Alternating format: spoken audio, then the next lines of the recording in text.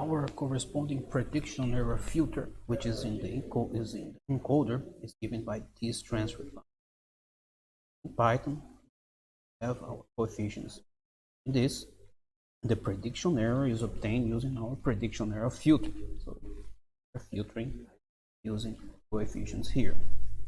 So the error power per sample by this, and when we compare that with the mean squared signal power per sample, we see that it's much more than 10 times as big as the prediction error, which shows that it works.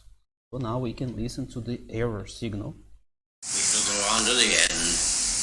We shall fight in France. We shall fight on the seas and oceans. We shall fight with growing confidence.